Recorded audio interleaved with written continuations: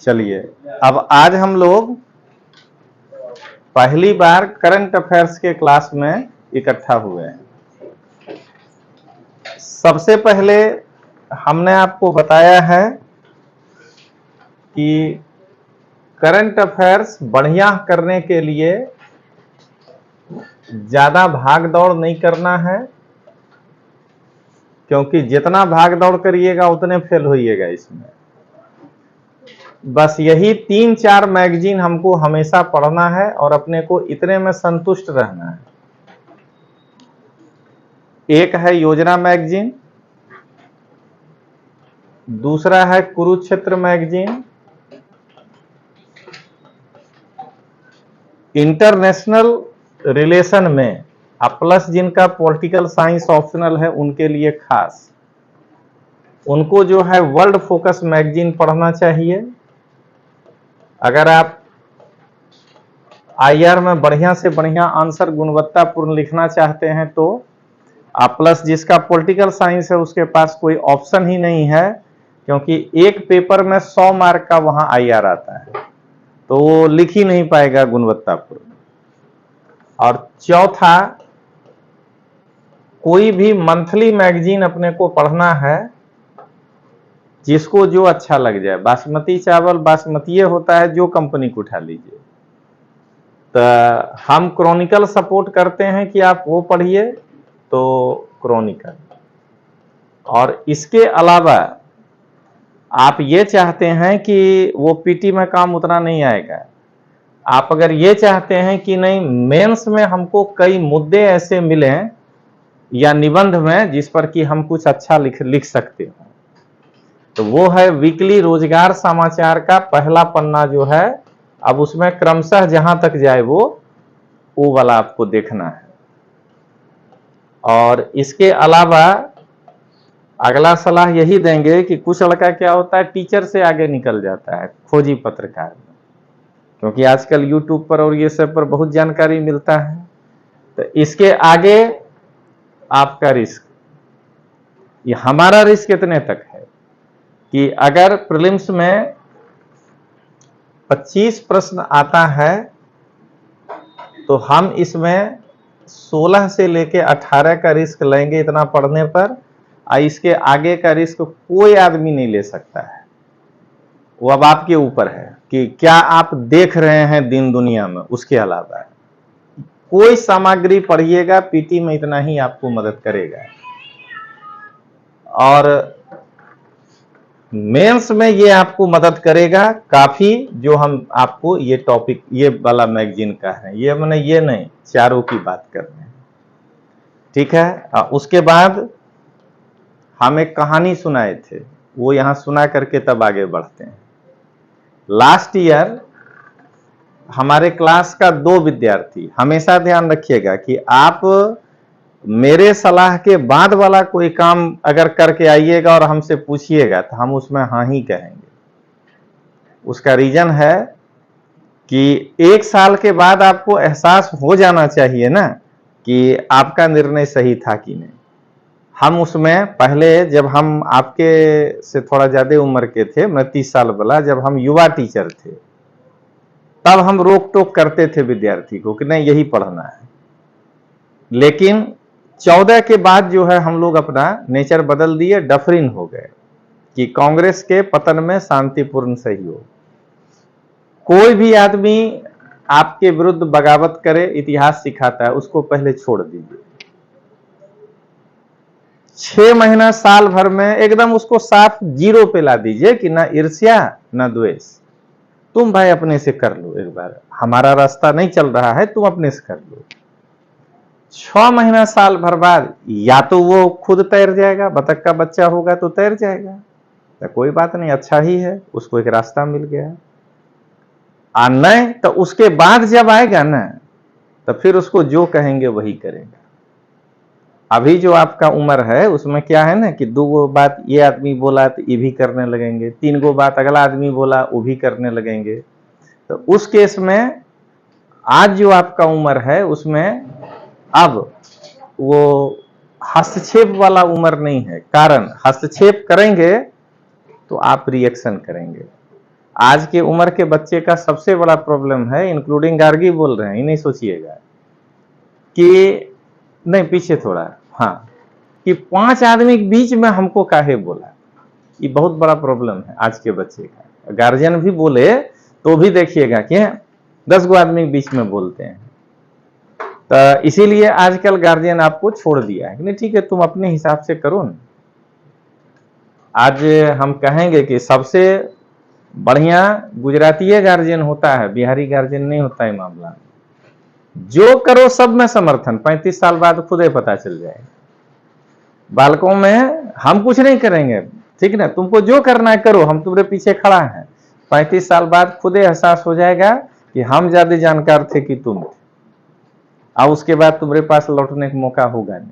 तो हम मानते हैं इस मामला में कि नहीं, यही गार्जियन ठीक है कि कम से कम 35 साल बाद आप ही बोल तो नहीं पाइएगा कि हमको इस दिशा में रोक दिया था इसलिए हम आगे नहीं बढ़ पाए। जाओ अब समझो, आप तैर गए तो बहुत अच्छा, हम लोग एक पकड़ के रख लेते हैं।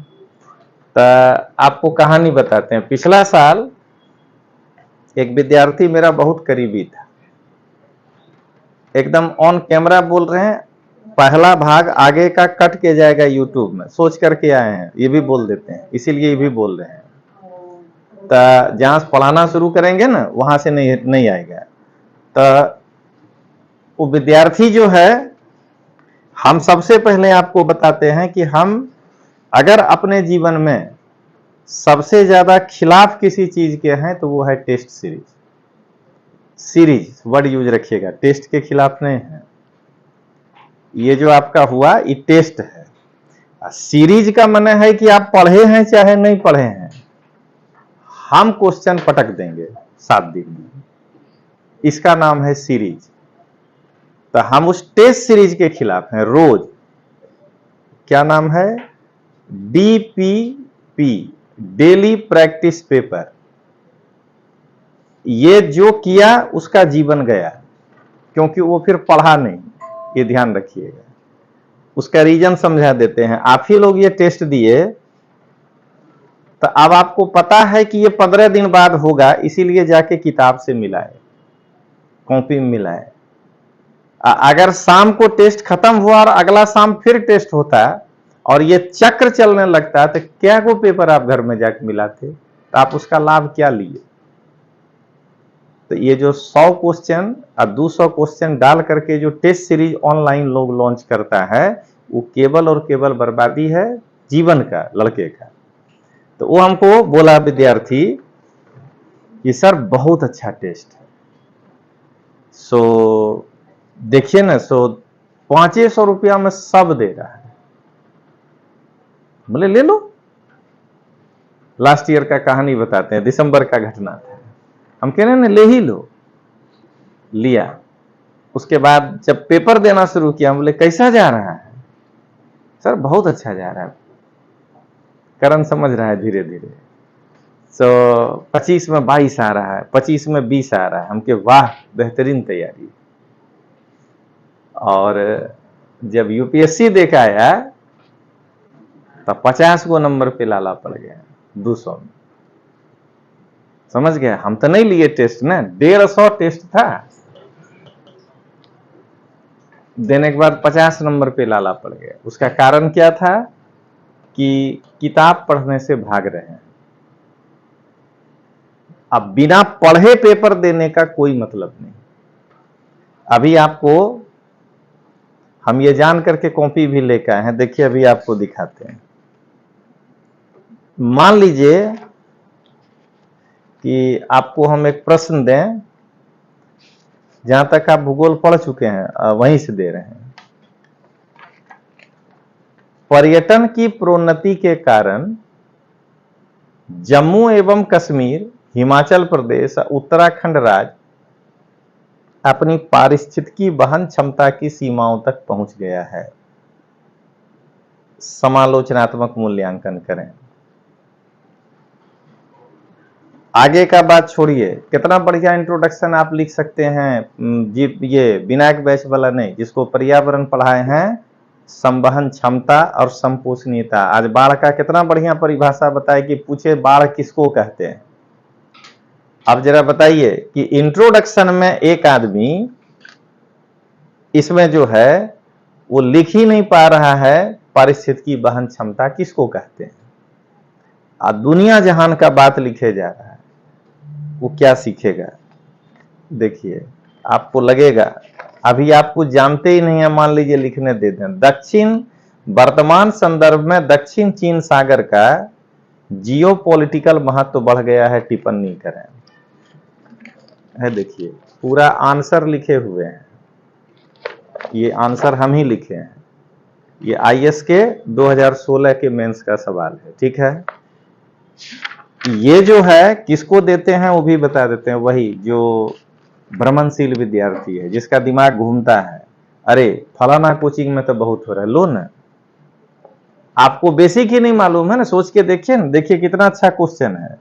उत्तरी ध्रुव सागर में तेल की खोज के आर्थिक महत्व क्या है और उसके संभव पर्यावरणीय परिणाम क्या होंगे, 2015 एक सवाल है।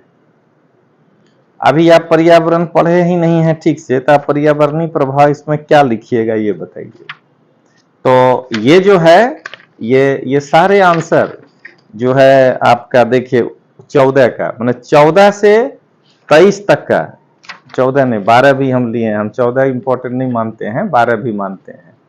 तो 14 से लेके 22 तक जितना मेंस का पेपर हुआ है उसको ये भूगोल का क्वेश्चन है, और उसको चैप्टर वाइज आपका जो चैप्टर है सामान्य परिचय उसमें से जो आया है वो है।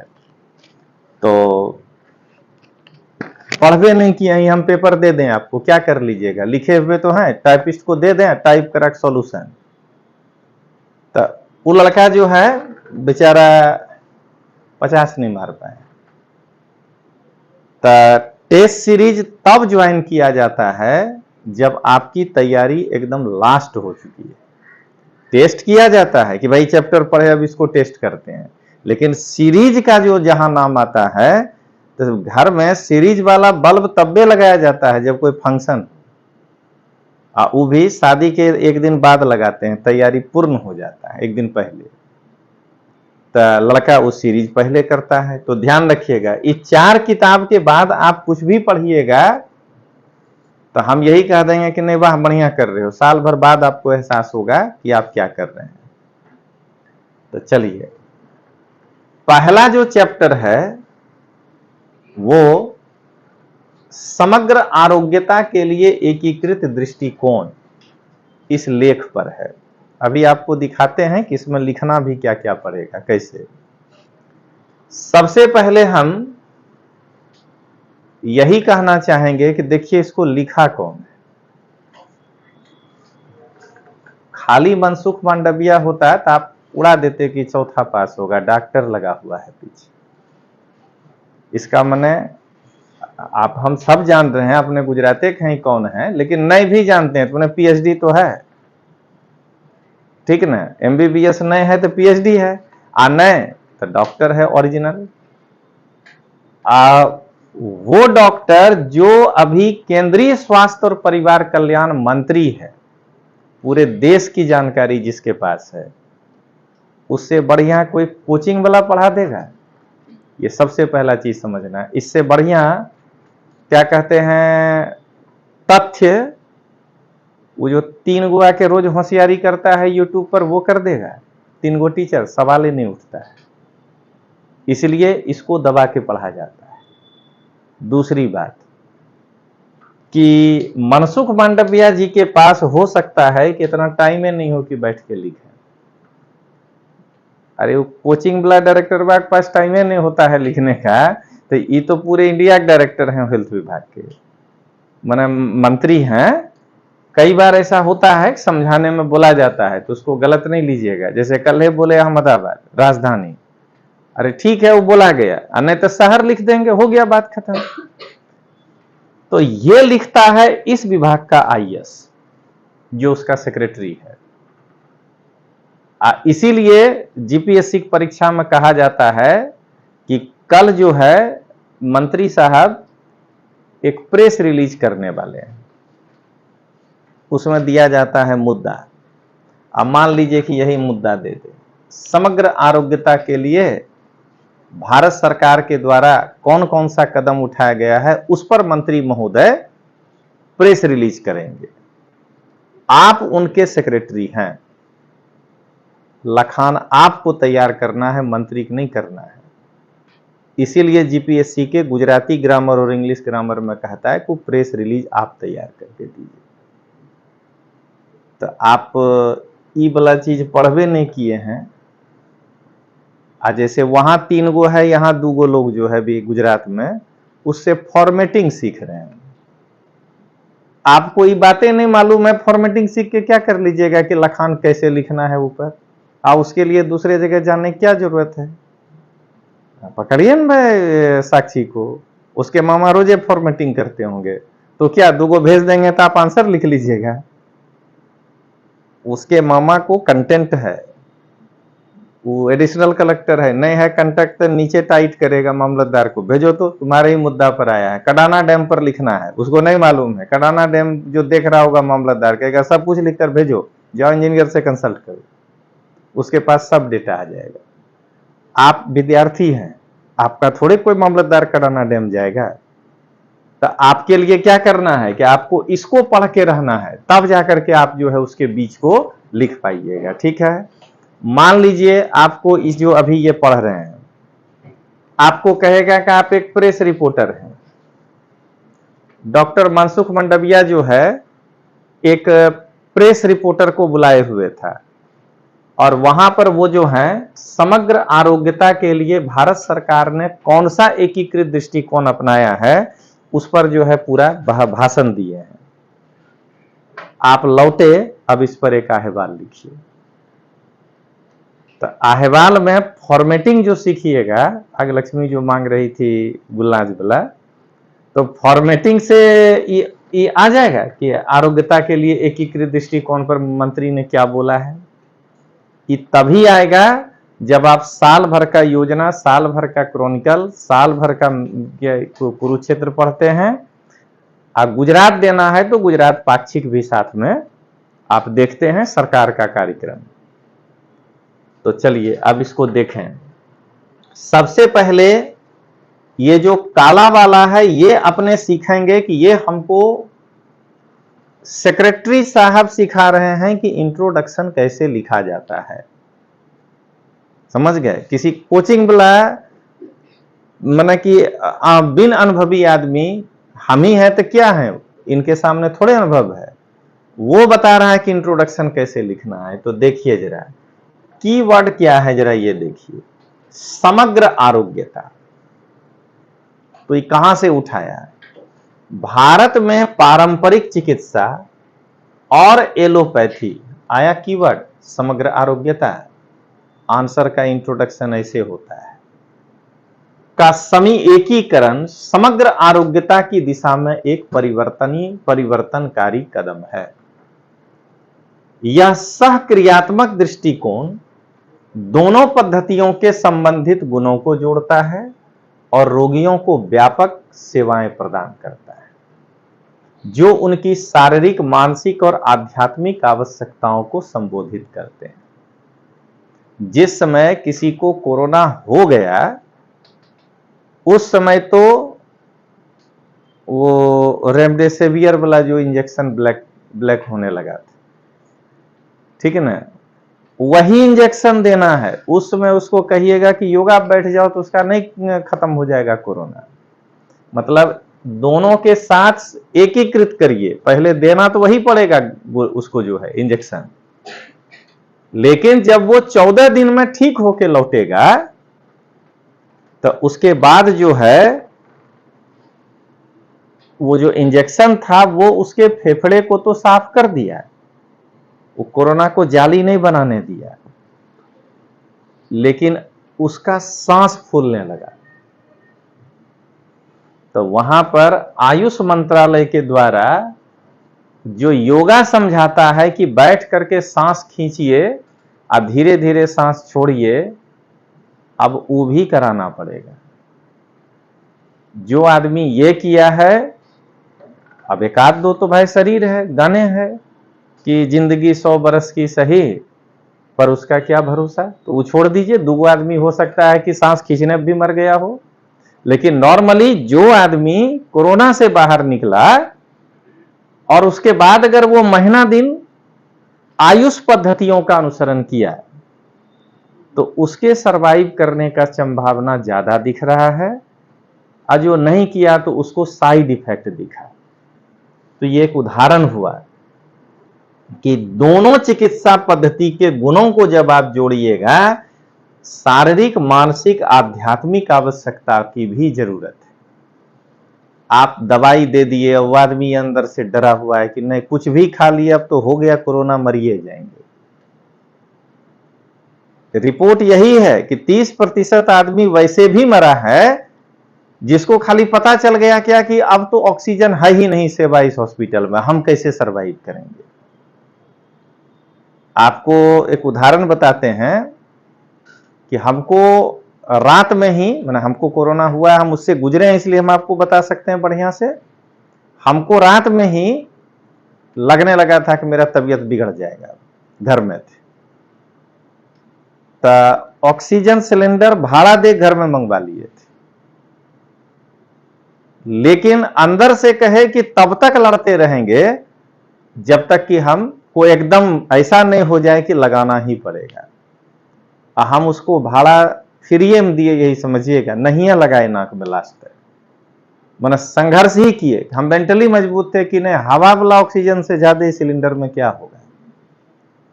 अब उसके बाद जब हम गए हॉस्पिटल तो हम आपको खुल के बता रहे हैं, हम नहीं गए प्राइवेट हॉस्पिटल, मेरे पास मेडिक्लेम था, उसके बावजूद हम गए सिविल, हम वहीं भर्ती हुए 14 दिन तक।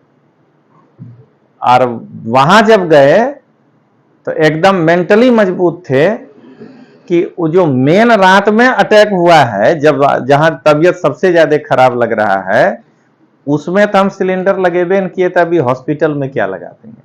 हमको 14 दिन में एको दिन सिलेंडर लगाने की जरूरत नहीं पड़ा। क्या था, यही कि आप मानसिक रूप से मजबूत हैं कि नहीं, ठीक ना। और वो हमको पारंपरिक चिकित्सा प्रणाली ही कर सकता है। तो आज भारत को जरूरत केवल एलोपैथिक के विकास से नहीं है कि खाली जो है हम क्या कहते हैं दिव्या को ही सब पैसा कमाने का मौका दे दें, दूसरा को भी, बाबा रामदेव को भी दीजिए थोड़ा बहुत। मतलब कहने का कि सबका सम्मिश्रण। आपको एक उदाहरण बताते हैं, हम अपने छोटे भाई का जब गए थे हार्ट का वाल्व चेंज कराने, ये लाइन का महत्व समझिएगा, तो एम्स में हम उसको भर्ती कराए थे और दिल्ली में, ठीक उसके बेड के बगल पे असम का डिस्ट्रिक्ट जज जो है आया था वाल्व चेंज कराने। आप सोचिएगा, कई बार होता है किसी को इंसान का कमी पड़ जाए, डिस्ट्रिक्ट जज होने से कुछ नहीं होता है, उसको देखने कोई नहीं आता था। पता नहीं, हो सकता है कि घर में विवाद हो, झगड़ा हो, कोई नहीं आता हो देखने, या गुवाहाटी से इतना दूर था, हो सकता है वो अपने घर में अकेले जज हो, बाकी लोग एकदम गांव वाला स्थिति में हो जिनको कुछ पता नहीं हो, ये भी हो सकता है। हमारे साथ तो 20 गो दोस्त दिल्ली विश्वविद्यालय का, तो मेरे भाई के पास तक घंटा भर में एक आदमी पहुंच जाए। वो मेंटली मजबूत रहता था और वो बेचारा अकेले सोए रहते थे। तो हम जब जाते थे तो भाई को छोड़ के ना, मतलब बीच वाला में बैठते थे कि इसको देख ही रहे हैं, लेकिन उनसे ज्यादा गप करते थे। और नहीं मालूम था कि डिस्ट्रिक्ट जज हैं, असम का एक आदमी, इतने पता थे। जब उसको कहा कि कल जो है आपका हार्ट का जो है ये ट्रांसप्लांट, ये वर्ब चेंज करेंगे, घबरा गया। हर आदमी घबराएगा।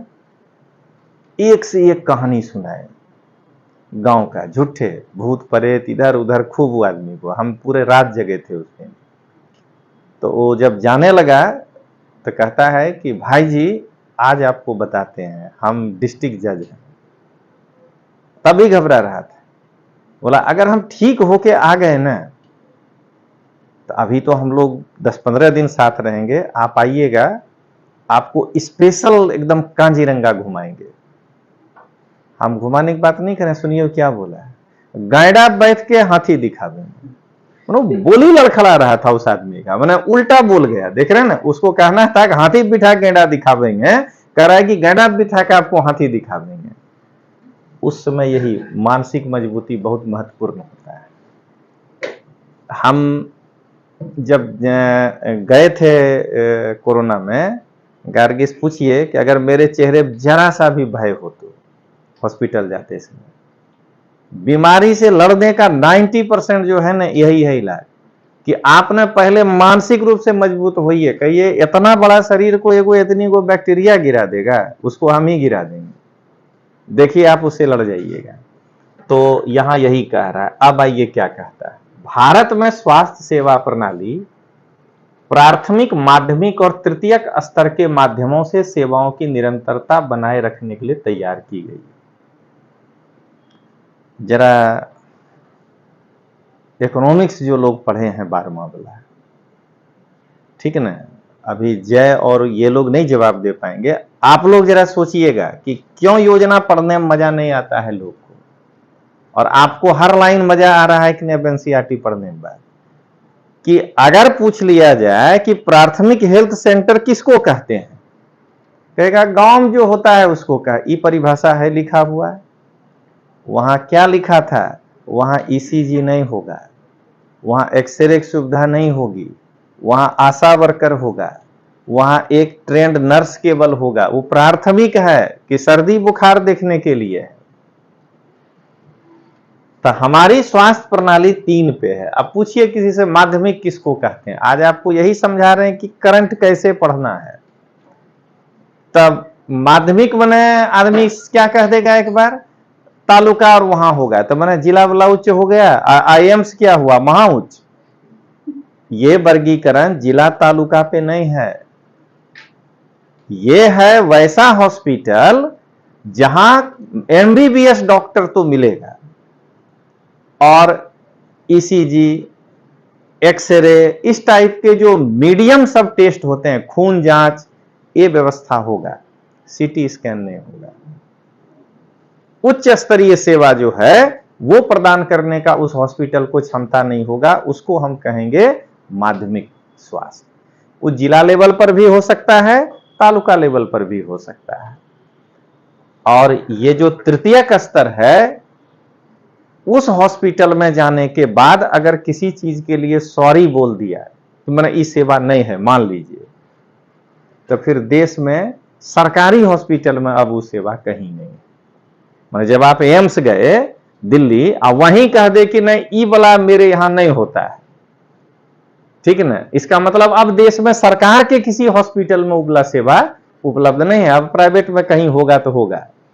यानी जितना हाई लेवल का हो सकता है टेस्ट से लेकर के सब चीज का सुविधा। यानी अब हार्ट का ट्रांसप्लांटेशन करना है, आप चले जाइए प्राथमिक स्वास्थ्य केंद्र में, लड़ने लगे सरकार व्यवस्था नहीं दिया है, तो आपको पता ना होना चाहिए कहां जाना है। देखिए यही कह रहा है, सेवाओं की निरंतरता बनाए रखने के लिए तैयार की गई।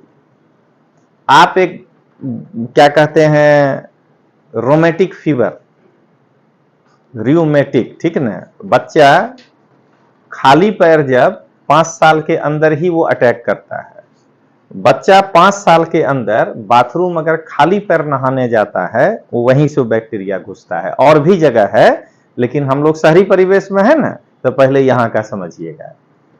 तो वो पहले वो बच्चा कहने लगेगा कि ई दर्द कर रहा है, तो आप सोचिएगा कि गठिया तो नहीं है। अरे बच्चा गठिया होता है, थोड़ा दिन बाद कहेगा ई दर्द करने लगा, और वही यहां इन्फेक्ट करता है, हार्ट पर अंतिम आक्रमण होता है, उसका रूमेटिक फीवर बोलते हैं।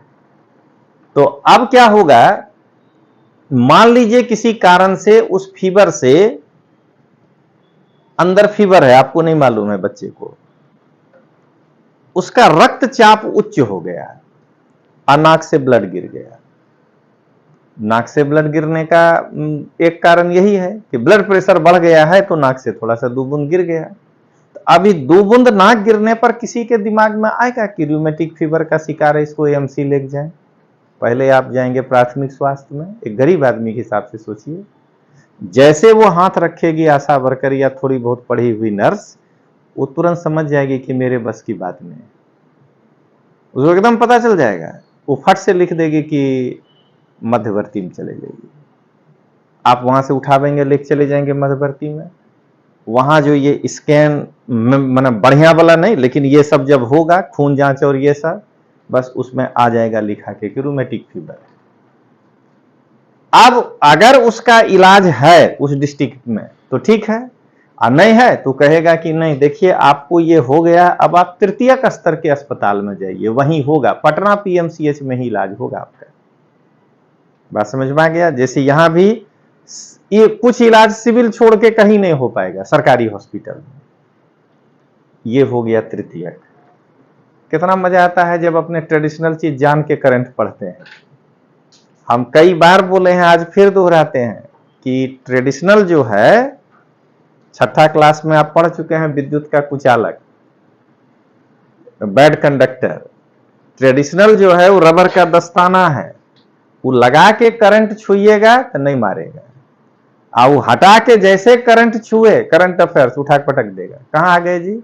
देख लीजिए, जब ये नहीं मालूम है तो आप आगे नहीं बढ़ पाइएगा। कहता है इन तीनों स्तरों के बीच एक महत्वपूर्ण कार्यात्मक संबंध है और सभी का स्वास्थ्य सुनिश्चित करने के लिए उनकी परस्पर निर्भरता अपरिहार्य। साफ इंट्रोडक्शन में वो बता रहा है कि अगर कोई देश प्राथमिक स्वास्थ्य को मजबूत ना करे और सीधे तृतीयक हॉस्पिटल ही खोल दे, मेरे पास बहुत पैसा है, समझ गए, हम वही खोल देते हैं, तब भी वो अपने देश के जनता को स्वास्थ्य के प्रति नहीं रख सकता है खुश।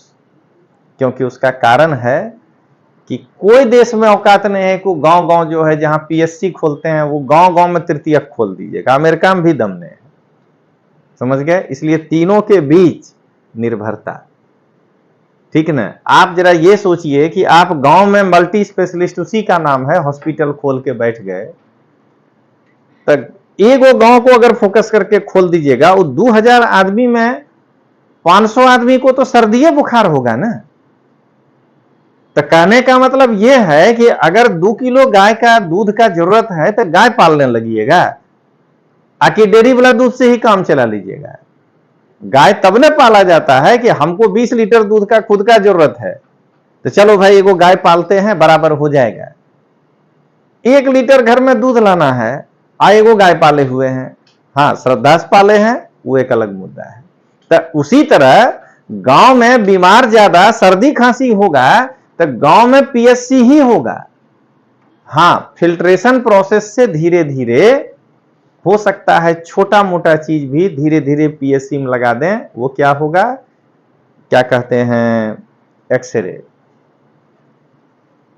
पहले वहां कराना था, थोड़ा फिल्ट्रेशन प्रोसेस जब इस स्टेज को सेकंड को भर दिए तो धीरे धीरे क्या करेंगे, अब क्यों हेल्थ बजट बना रहे हैं, धीरे धीरे जो है हम उसको नीचे लेकर आ जाएंगे। ठीक है, अब जरा हम आगे बढ़ते हैं, लेकिन आप जरा सोचिएगा कि मोहल्ला क्लिनिक में क्या हो सकता है। आपके सर जो फायर करते थे तो आपको लगता होगा कि सर पॉलिटिकल फायर करते, अरे वो पीएससी है, तुम 500 खोल के रख दोगे तो वो बहुत अच्छा क्लैप करते हैं। लेकिन अब ये भी तो बताओ कि दिल्ली में तृतीय क्षेत्र का क्या वो हॉस्पिटल है तुम्हारे पास, या कोई सरकार अगर मान लीजिए बिहार में कह दे कि हम तक गांव गांव में जो है पीएससी खोल दिए हैं, लेकिन पीएमसीएच का हालत क्या है भी बताओ, तब ना समग्र मानेंगे। तो क्या देख रहे हैं, ये यहां पर कह रहा है कि एक दूसरे पर निर्भरता आवश्यक है। अब आगे देंगे प्रश्न, लेकिन आप जरा इसको सोच के देखिए कि जब पूरा पढ़िएगा तो क्या इसमें से क्वेश्चन स्टेटमेंट वाला बन सकता है कि नहीं बन सकता है। अभी बोल देंगे तो आप घबरा जाइएगा, इसी से बना के देते हैं, लोग को भी कई बार दिए थे, आपको यही देंगे लिखने, यहीं से बनेगा क्वेश्चन। अब देखिएगा कि आप जब पूरे पढ़ लीजिएगा तो आपको बहुत मजा आएगा, नहीं तभी दे देंगे तो आपको पता ही नहीं चलेगा। चलिए, इंट्रोडक्शन क्लियर, अब अपने आगे देखें। भारत के स्वास्थ्य सेवा परिदृश्य में 2014 के बाद 14 के बाद से उल्लेखनीय परिवर्तन देखा गया है। क्योंकि श्री नरेंद्र मोदी के नेतृत्व वाली सरकार ने अपना ध्यान विलासिता के रूप में स्वास्थ्य सेवा से हटाकर सभी के लिए सार्वभौमिक तौर पर स्वास्थ्य सेवाएं सुनिश्चित करने पर केंद्रित किया है। यह लाइन बिल्कुल आपके लिए इंपॉर्टेंट है, खाली मतलब परीक्षा के दृष्टिकोण से नाम निकाल दीजिए। नरेंद्र मोदी पॉलिटिकल स्टेटमेंट बहुत अच्छा है, आपको यहां एसर्शन के रूप में पहला देगा कि भारत की जो वर्तमान स्वास्थ्य सेवा है उसमें मुख्य बदलाव 2014 से दिखाई देता है। तो बदलाव का मतलब ही नहीं सोचना है सब अच्छे होता है। अरे सरकार एक अलग दृष्टिकोण वाला आया तो वो एक नया दृष्टिकोण अपनाएगा, बदलाव दिखाई देता है। और रीजन में क्या दे देगा, कहेगा सरकार ने अपना ध्यान सार्वभौमिक तौर पर स्वास्थ्य सेवाएं सुनिश्चित करने पर केंद्रित किया है। यूनिवर्सल हेल्थ सर्विस, अरे आयुष्मान भारत योजना बोल रहा है, समझ गए ना। भारत सरकार ने अपना ध्यान उस पर केंद्रित किया। तो आयुष्मान भारत योजना भारत में विश्व की सबसे बड़ी योजना है। अभी बात अलग है कि एक गो मोबाइल नंबर पे 7.5 लाख आदमी रजिस्ट्रेशन करा लिया है, ठीक है, लेकिन ये गलती प्रधानमंत्री की तो नहीं है। अब प्रधानमंत्री थोड़े है कि मोबाइल चेक करेगा बैठ करके, पकड़िए उस अधिकारी जो कि किया है कि मोबाइल नंबर पे इतना को सीआरपीसी आईपीसी में चेंज हुआ, ये भी एगो लाइन डालिए, ऐसा जो करेगा उसको फांसी दे देंगे। देखिए भागता है कि नहीं वहां से। तो ये जो चीज है ये समझिएगा कि ये करना पड़ेगा आगे, और करेगा सरकार समय समय पे, देख लीजिए सरकार चेंज करता है। तो सरकार का ध्यान जो है 14 के बाद किस पर गया, सार्वभौमिक तौर पर स्वास्थ्य सेवा को सुनिश्चित करना, यूनिवर्सल। अब अभी हम आपको दिमाग में नहीं डालेंगे, जब आयुष्मान भारत आगे है, हम ही पढ़ के आए हैं, बोले ना करंट है तो हम बिना पढ़े नहीं आएंगे। देखिए ना, खाली ऐसे करेंगे, एक यहां आ जाएगा आयुष्मान भारत, ठीक ना। अभी बता देते हैं, यहां हम आगे नहीं देखें, यहां देखिए लिखा होगा रूरल हेल्थ मिशन, ठीक है ना, उसके नीचे होगा राष्ट्रीय स्वास्थ्य मिशन, सब पढ़ के आए हैं, ठीक ना। और ये देखिए वो जो रूरल हेल्थ मिशन है, ये बीच बीच में यही होगा क्लास में, ये हम लिख के लाए हैं, वहां नहीं दिया है, एक लाइन के बाद हट गया। ये जानना है उसके साथ, तब योजना समझ में आएगा। तो हम आपको पहले ही कहें कि करंट में हमको पहले आप लोग तैयार हो जाइए, हमको भी तैयार होना है। इतिहास भूगोल नहीं है कि आवेंगे कुछ हो बोल जाएंगे। तो अब आइए क्या देख रहे हैं कि हम आपको को ये करके, अब आइए कहता है वर्तमान सरकार प्रणालीगत सुधारों के माध्यम से स्वास्थ्य सेवाओं में सुधार करने और किसी को भी पीछे नहीं छोड़ने और कतार में अंतिम व्यक्ति को सेवाएं प्रदान करने के अंत्योदय के सिद्धांत का पालन करते हुए गुणवत्तापूर्ण सेवाएं लोगों के दरवाजे पर मुफ्त प्रदान करने पर जोर दे रही। मतलब 14 के बाद की सरकार, Rome was not built in a day, एक दिन में नहीं होता है, लेकिन उसका मेन फोकस यही है कि एकदम गरीब से गरीब आदमी जो है उसको भी गुणवत्तापूर्ण सेवा जो है वो उपलब्ध कराया जाए।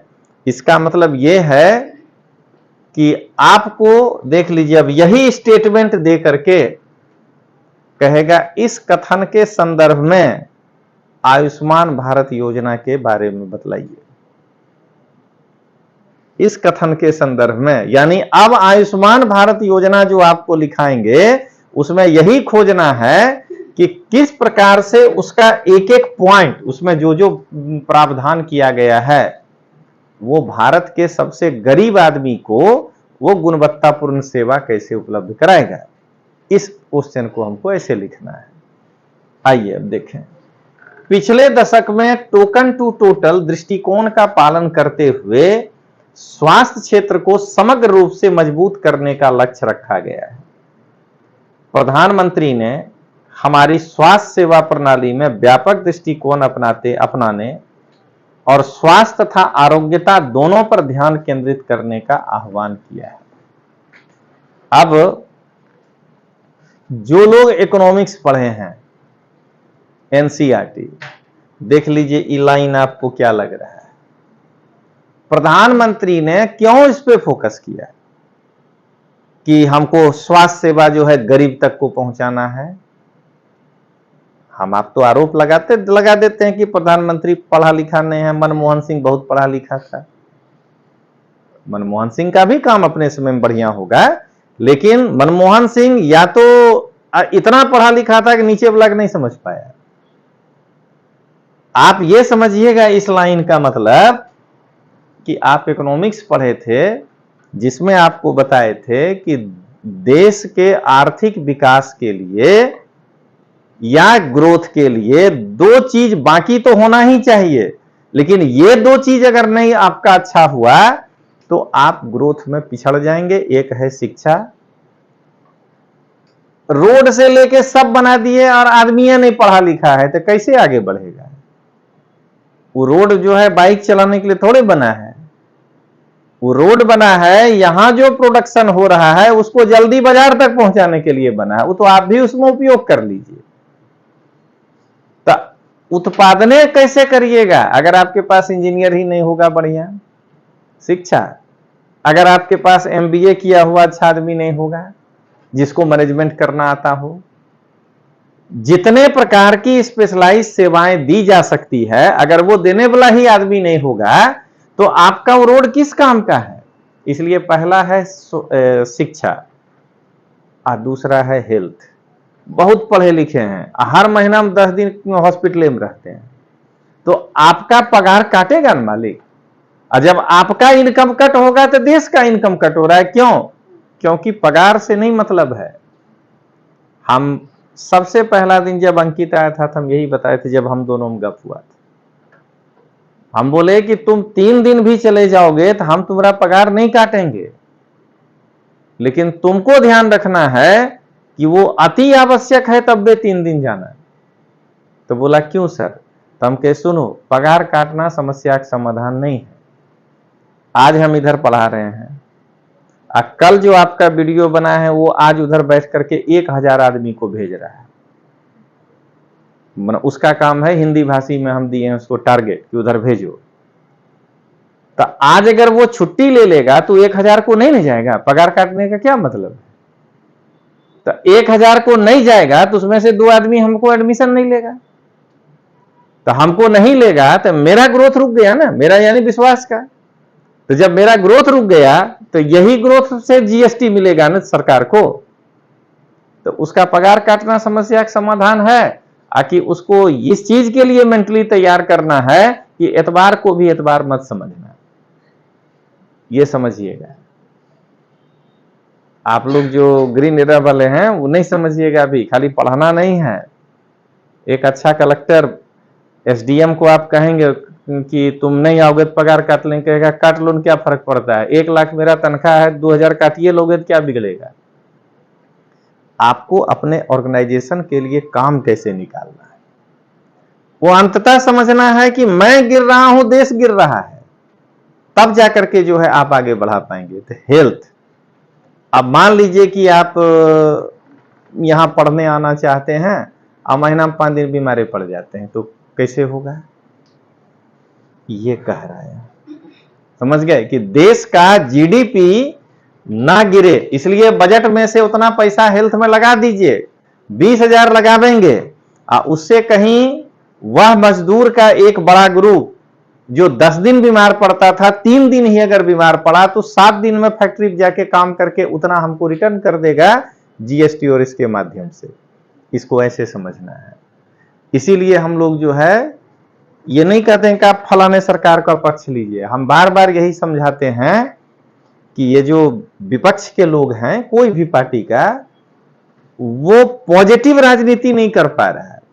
अरे अपना राज बढ़िया करके एक बार दिखाओ जितना आदमी काम कर रहे हो, और उसके बाद देखो तो कि अपने आप देश का जीडीपी बढ़ेगा। कभी किसी मुख्यमंत्री में कोई भी हो, कोई भी पार्टी का दम है जो खड़ा होकर कह दे कि मेरा राज इतना जीएसटी दिया है? दम ही नहीं है कहने का।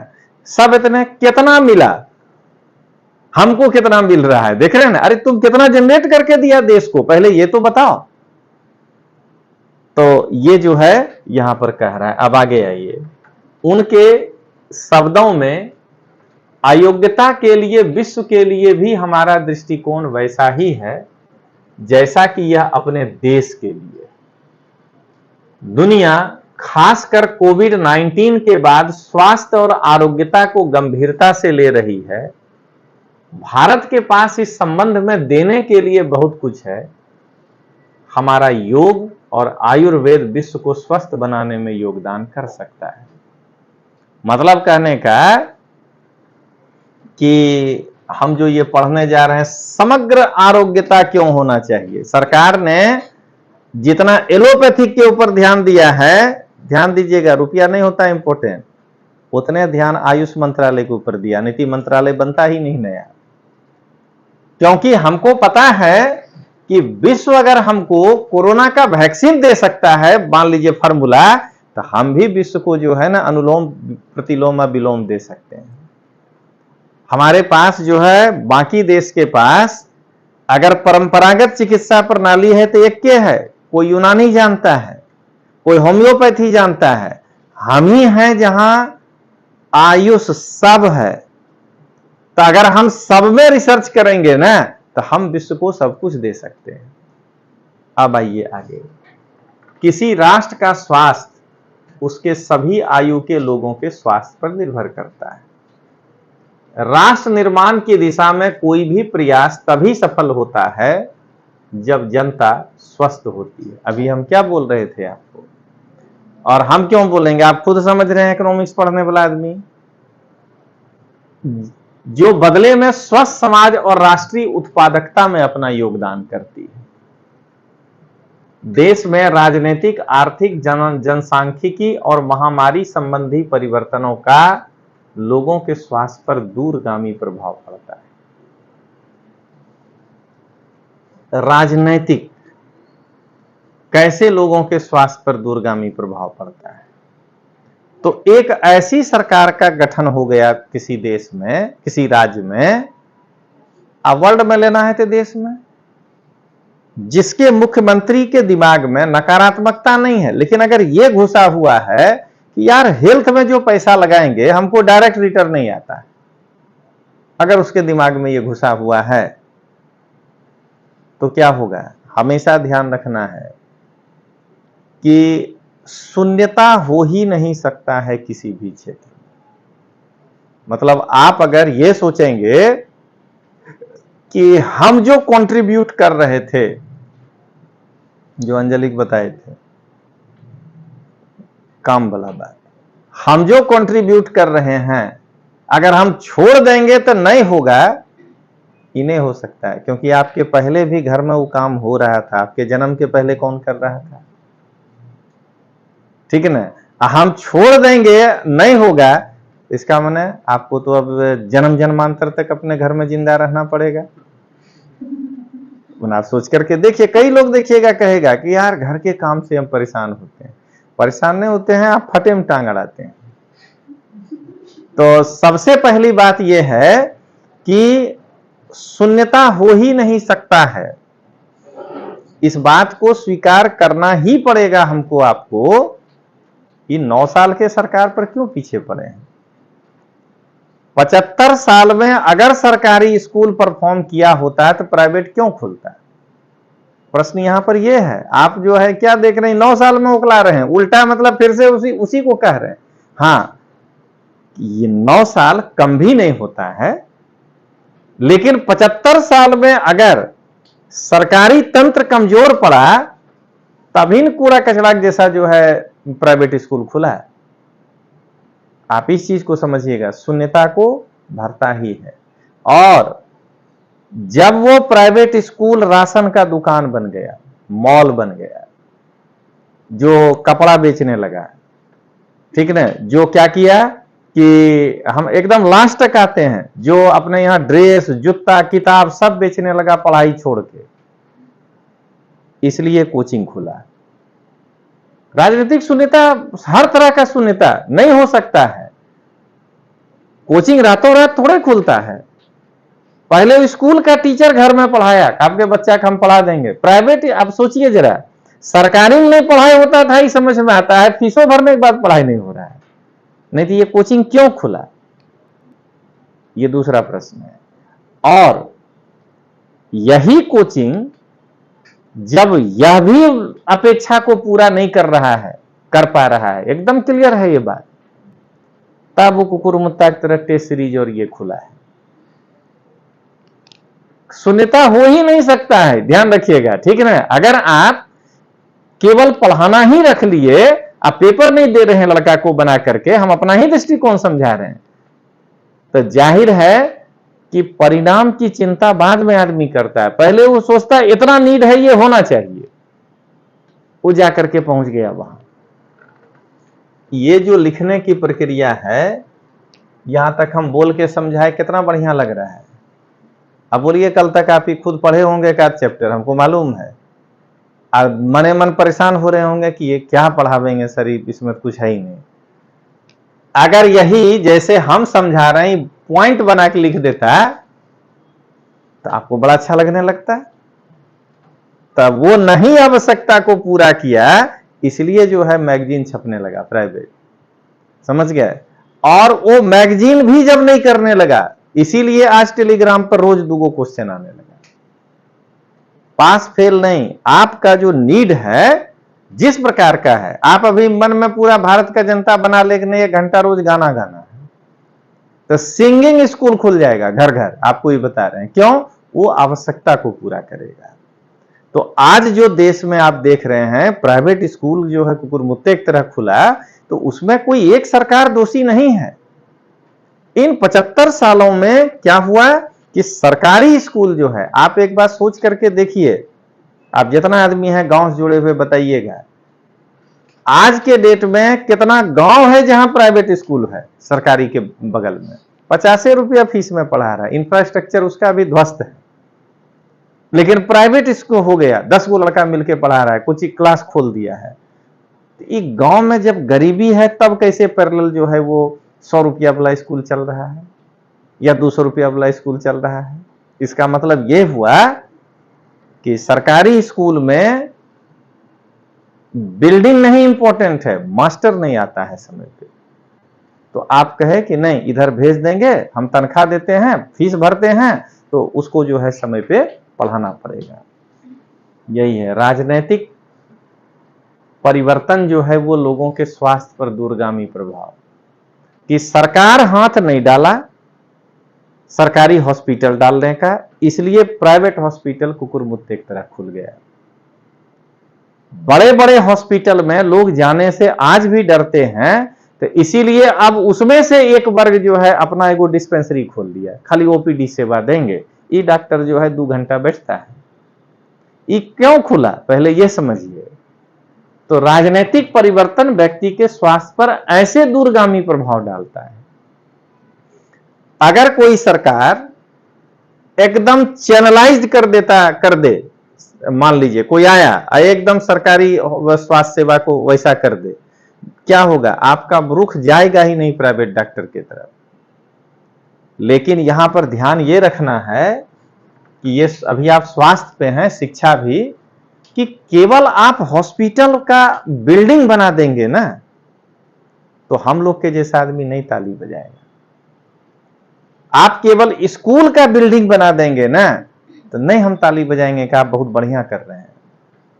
हमको चाहिए स्कूल के अंदर वो प्रयोगशाला में जो आप हमको पर्सनली दिखा रहे हैं कि हम बहुत बढ़िया कर दिए हैं, लॉन टेनिस खिला रहे हैं, हम नहीं मानेंगे।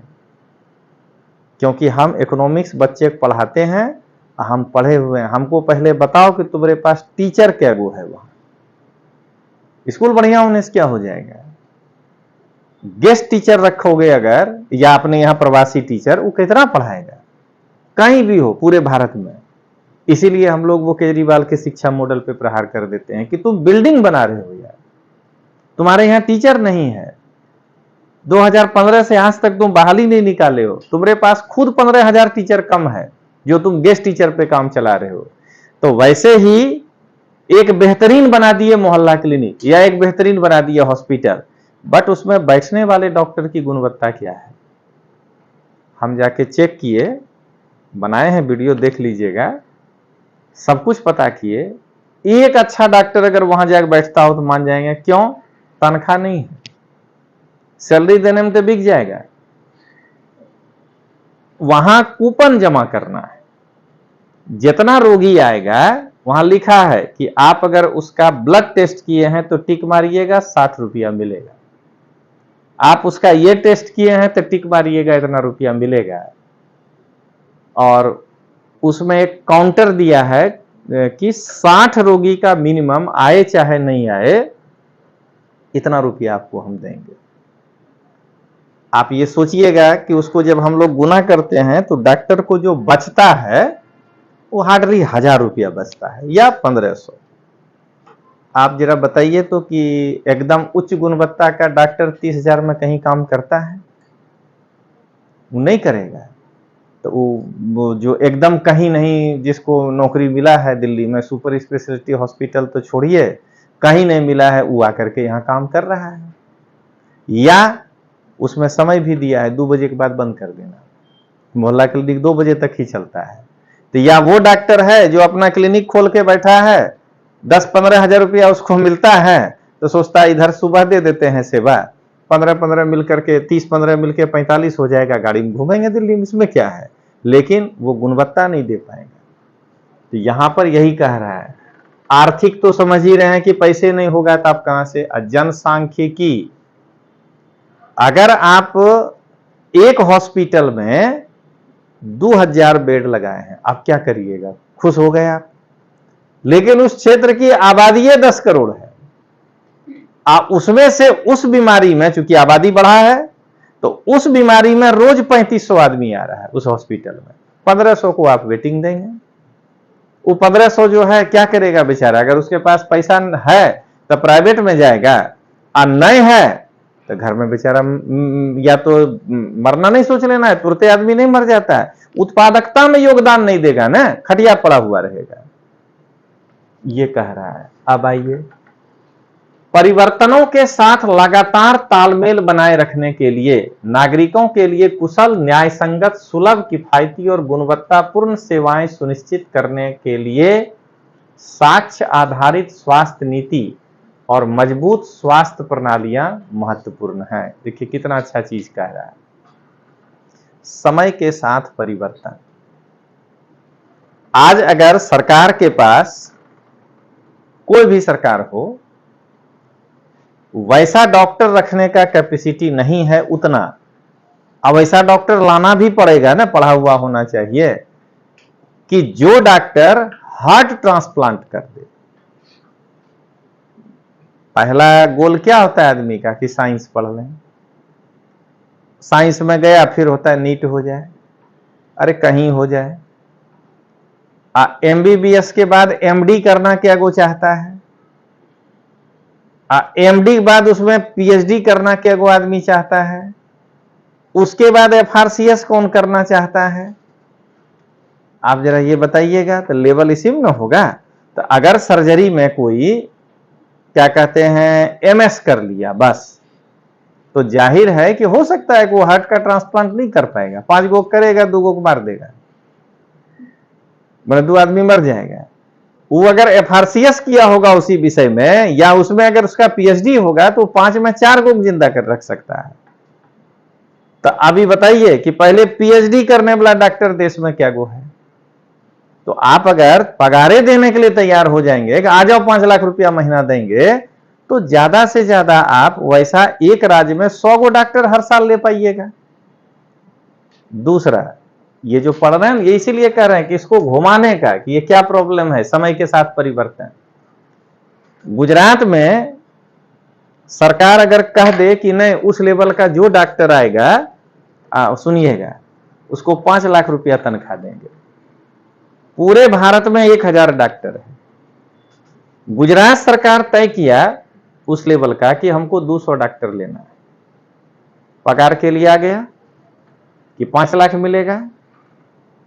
लेकिन 200 डॉक्टर सिविल में नहीं भर्ती करेंगे, हम तो सरकार है ना, 50 को कहेंगे डांग के हॉस्पिटल में रखते हैं। वो इतना कलुषित डॉक्टर है कि वो तुरंत खोजने लगेगा इंदौर हॉस्पिटल में कुछ है क्या वैकेंसी। हर इंसान का चाहत क्या है कि यही 4 गो शहर में रहना है, चाहे राज्य कुछ भी हो। क्या होगा, हर एक राज्य 20 से ज्यादा डॉक्टर ले ही नहीं पाएगा, तनख्वाह अगर दे रहा है तब भी, क्योंकि वो उस राज्य के बेस्टे शहर में रहना चाहेगा। आप उसको नीचे भेजना चाहिएगा तो वो हमेशा जो है, वो मिशन मंगल सिनेमा नहीं देखे थे, उसमें वो साइंटिस्ट हमेशा नासा में जाने के लिए कंप्यूटर पे बैठा रहता था, उसको मंगल ग्रह पर भेजने का कोई इंटरेस्ट नहीं था। ये ऐसे समझिएगा। तो ये कैसे होगा, तो ये होगा टेलीमेडिसिन, समय के साथ बदल गई, समझ गए। टेली सर्जरी, डॉक्टर दूरे से जो है, जो यहां बैठा है उससे थोड़ा सा कमजोर डॉक्टर राजकोट में बिठावेंगे, उसके साथ कंसल्टिंग करना शुरू करेगा। ठीक है ना, यही है समय के साथ परिवर्तन, कि अगर हम नहीं करेंगे परिवर्तन तो हमारी जो जनसंख्या की है हमारा, उसमें तो हम सर्वाइव नहीं कर पाएंगे। हम उतना डॉक्टर कहां से लाएं। अगर हम कहता है कि अनुपात 30 आदमी पर 1 डॉक्टर होना चाहिए, अब पहले डिग्री ले रहा है 10,000 पर 1 आदमी, तो कहां डॉक्टर लाइएगा। तो क्या देख रहे हैं, समय के साथ परिवर्तन। अब आइए क्या कहता है, कहता है भारत में स्वास्थ्य प्रणाली प्राथमिक, माध्यमिक और तृतीयक स्तर के माध्यम से सेवाओं की निरंतरता बनाए रखने के लिए तैयार की गई है। देखिए, तो यही लाइन यहां पे प्लेस किया है इंट्रोडक्शन में। अब आइए, देखभाल के तीनों स्तर के बीच एक महत्वपूर्ण कार्यात्मक संबंध है। देखिए, तो वही चीज लिखा है।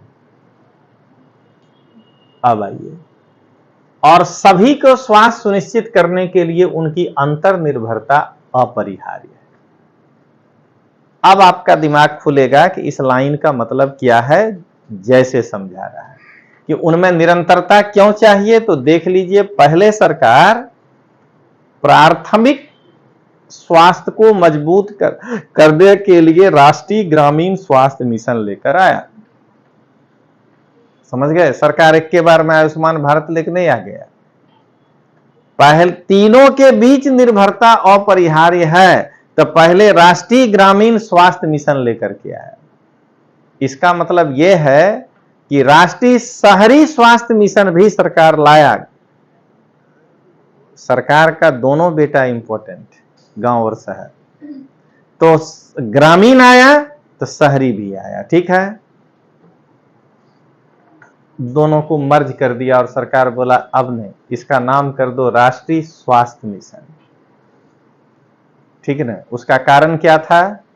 मान लीजिए राष्ट्रीय ग्रामीण मिशन में आप कोई लाभ गांव में लिए, नहीं ठीक हुआ, शहर आ गए। मान लीजिए उसमें सरकार जो जो फैसिलिटी दिया है गरीब को, मान लीजिए दवाई फ्री कुछ भी, डॉक्टर कहेगा यहां तो राष्ट्रीय शहरी जो है स्वास्थ्य मिशन चल रहा है, हम आपको नहीं दे पाएंगे।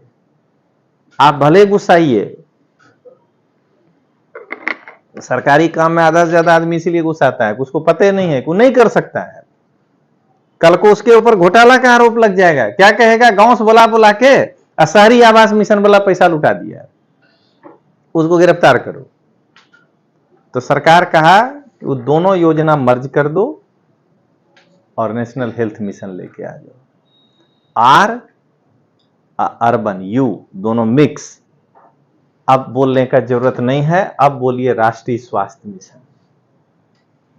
यानी तीनों चरण को एक साथ देखेंगे। जब समझ में आने लगा कि निर्भरता जरूरी है एक दूसरे पर, तो एक ऐसी योजना लाओ जो प्राथमिक से लेकर के तृतीय क्षेत्र तक को एक ही स्कीम के अंदर समेट लेना है। सरकार दोनों को मर्ज कर दिया। समझ में आ गया। अब लगता है कि योजना फालतू है, पढ़ने में भारी लगता है। आपके पास बैकग्राउंड होना चाहिए कि हो क्या रहा है। अब देखिए, तो कहता है शुरू में विशेष रूप से कमजोर समूहों पर ध्यान केंद्रित करते हुए प्रजनन और बाल स्वास्थ्य और संचारी रोगों और एक चयनात्मक प्राथमिक सेवा दृष्टिकोण के साथ चलाया गया था। देखिए, प्रारंभिक समय में जब ये हम चलाएंगे तो यहां पर मोदी साहब का क्या लक्ष्य है?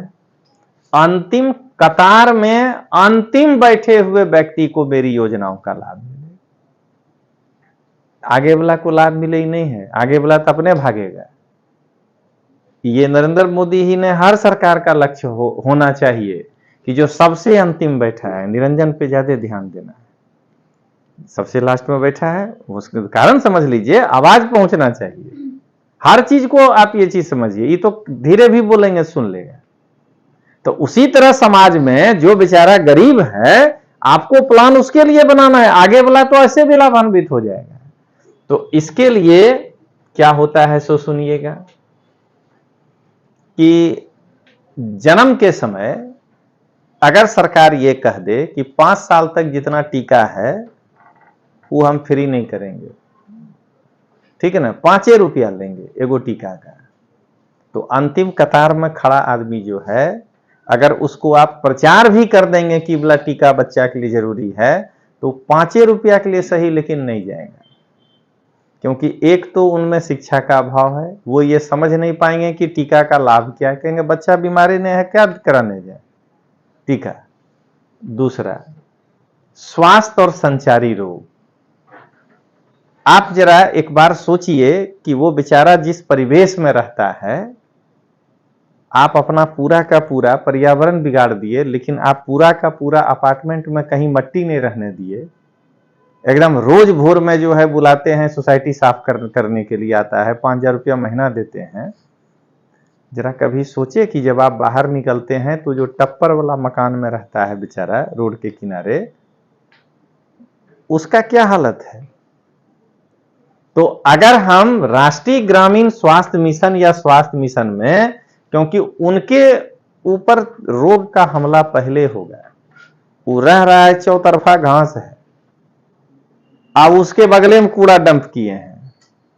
हम हमेशा अपने घर के पास का उदाहरण देते हैं, कूड़ा नहीं है डंप, बल्लभ पार्क है, वहां सामने जो है रेलवे का जमीन है, बेचारा गांव से या छोटा शहर से लेबर बन के आया है, वहां जो काम मिलता है वो करता है।